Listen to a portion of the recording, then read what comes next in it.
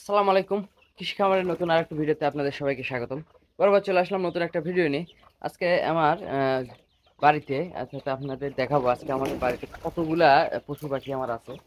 এই দেখেন, এই বর্তমানে এই দেশি মুরগিগুলা যেটা আগের গুলা আমি ছেড়ে দিচ্ছি, দেখেন কত বড় হয়ে গেছে। আর মাশাল্লাহ আমার আরেকটা নতুন ঘরের বাচ্চায় দেখেন, এই যে দেখছেন দুটো বাচ্চা নিয়ে এই কিন্তু ওই যে এটা কি হয়েছে কি হয়েছে, রক্ত কেন? এই যে এই বাচ্চাগুলা আসলে আমার পাঁচটা, এই যে এই কটা হলো পুরাতন গুলা। আর এটা পুরাতন গুলা, এই যে এখানে সব টাইগার মুরগিগুলা আছে মাশাল্লাহ। এই ঘরটা তো ফাঁকা, এই ঘরের মুরগিগুলো ছেড়ে দিছি। এর মধ্যে আর একটা বিষয়, এই দেখেন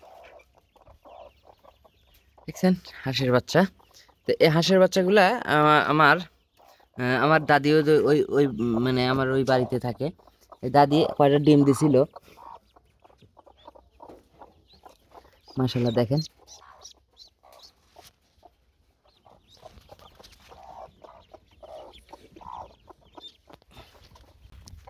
মাশাল্লাহ। এই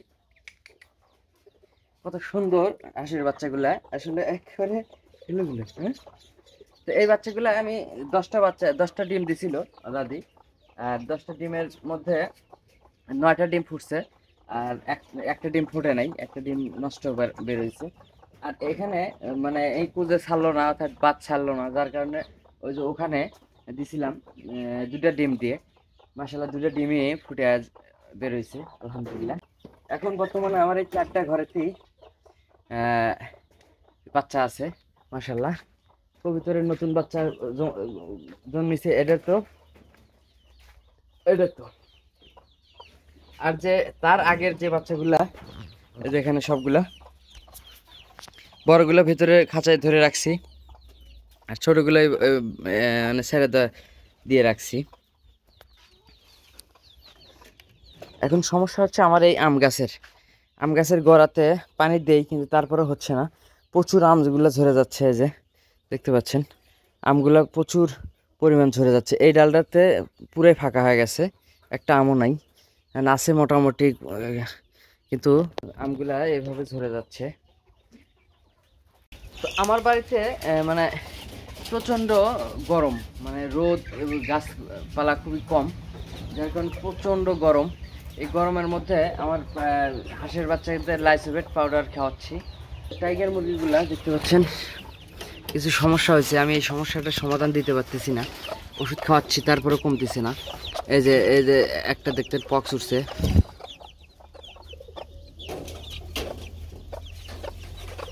আর এই যে এটা তো পক্স উঠে একদম মারা যাওয়ার উপক্রম হয়ে গেছে।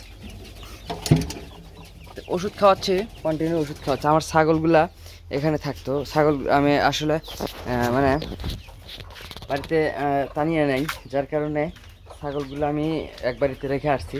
ওনারাই দেখাশোনা করতেছে, আর টানিয়ে আসলে আবার ফেরত আনবো ইনশাল্লাহ। আপনাদের একটু নতুন ঘরের বাচ্চাটা দেখাই।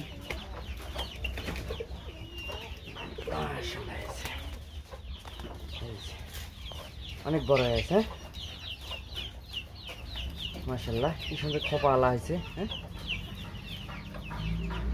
এটা অনেকটাই বড় হয়ে গেছে, আর একটা খুবই ছোট, কিন্তু হয়তো খাবার কম পাইছে, যার কারণে খুবই ছোট খুবই ছোট। আর এই ঘরে আছে একটা বাচ্চা, দেখাই। এদের এক জোড়া বাচ্চা আছে,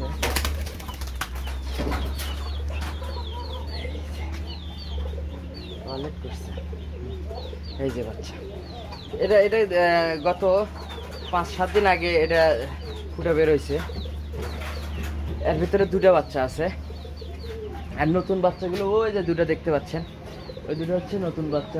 ওই যে বাড়িতে যে মানে আমার শুধু আমার বাড়িতে না, এই আশেপাশে প্রত্যেকটি বাড়িতে টিউবওয়েলে পানি নাই, মোটরে পানি নেই। আসলে পানি সংকটের কারণে আমার এই ভুট্টার জমিতে পানি ছেড়ে দিতে পারতেছি না, এতটাই সমস্যার মধ্যে পড়ে গেছি।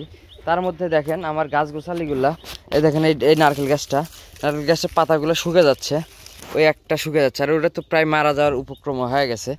তো এই যে একটা দেখতে পাচ্ছেন। তো আমি এখন বর্তমানে আমি গাছের গোড়াটা পুরোটুকুই আগে সাইডে দেবো, সাইডে দেওয়া পানি দেওয়ার ব্যবস্থা করব। আমার ডালিম গাছে দেখেন, ডালিম গাছে মাশাল্লাহ দেখেন, ডালিম গাছে অলরেডি ফল চলে আসছে। এই একটা মাত্র ফল ধরছে, এখন আল্লাহ উপর আল্লাহ জানে থাকবে কি থাকবে না। প্রচুর কিন্তু ফুল আসছিল, এই যে দেখতে পাচ্ছেন প্রচুর ফুল আসছিল, কিন্তু ফুলগুলো সব পড়ে গেছে। একমাত্রই কারণ গোড়াতে পানি নাই, পানি সেচ দেওয়ার ব্যবস্থা নাই, যার কারণে আমার ফল গাছের ফলগুলো ঝরে যাচ্ছে। শুধু এটা না, আমার আম গাছও দেখাইলাম, আম গাছটাও ঝরে যাচ্ছে। এখানে একটা মজার বিষয় দেখেন, আমার পেঁপের গাছ মাথা ভেঙে গেছিল, এখান থেকে দুটো কুশি নিয়ে মাশাল্লাহ পেঁপে ধরে চলে আসছে যে মাশাল্লাহ। তো ভিডিওটি এই পর্যন্তই, সবাই ভালো থাকবেন, সুস্থ থাকবেন, দেখা হচ্ছে পরবর্তী ভিডিওতে। ততক্ষণ আসসালামু আলাইকুম।